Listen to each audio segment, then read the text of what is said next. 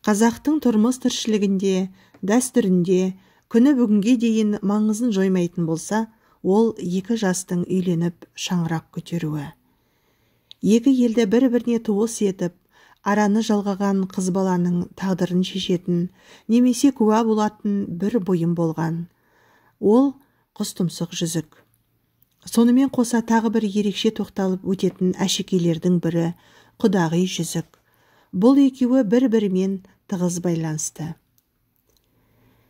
Негізінен құстұмсық жүзік бойжеткен тағатын сәндік бұйым сақинаның түрі. Ата-бабаларымыз қыз баласын айрықша аялап әлпештеген. Бақыт құсына балап өсірген. Құстұмсықты жүзікті қыз бала ұзатылар кезде әкесі арнайы ырымдап, ұстаға тапсырыс беріп арнайы соқтырған.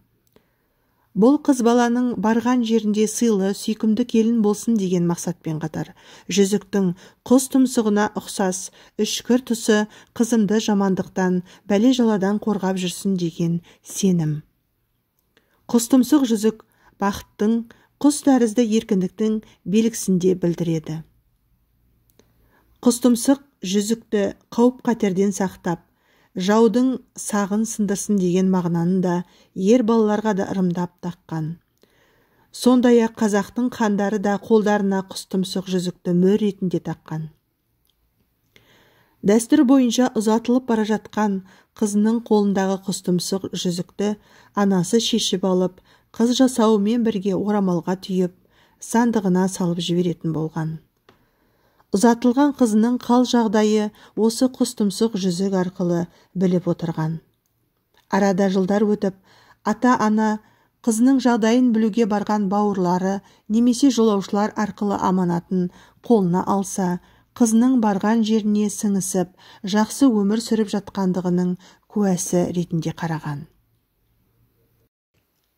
Құстұмсық жүзіктің ата-анаға қайтып келуі жақсылықтың нышаны.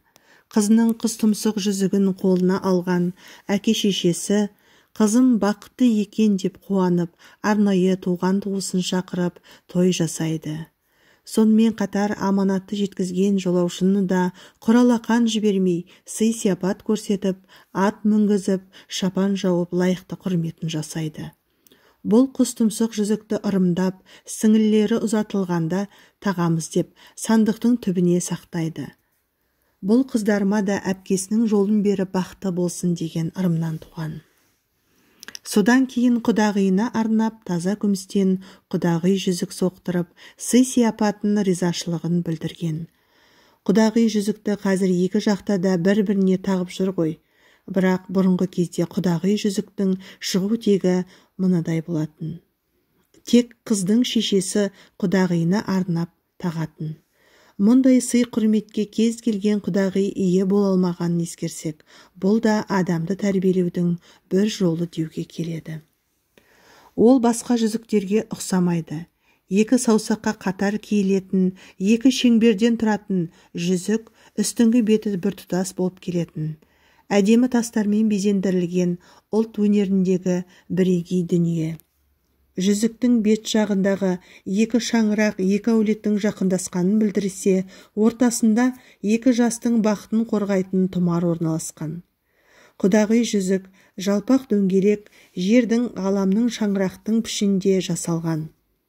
Астындағы саусаққа тағатын сақиналары екеу болып келеді. Оның себебі екі жұп екі әулет мәңгілік бірге дегенді білдіреді. Жалпы айтқанда жүзікті қыздың анасы құдағиына шын жүректен аналық қамқорлық үшін сыйға тартады.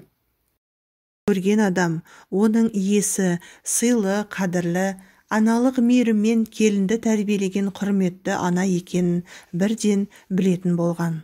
Осындай марапатқа ие болу, құдағиынан сыйлық алу бәрінің қолынан келе бермейтін болған.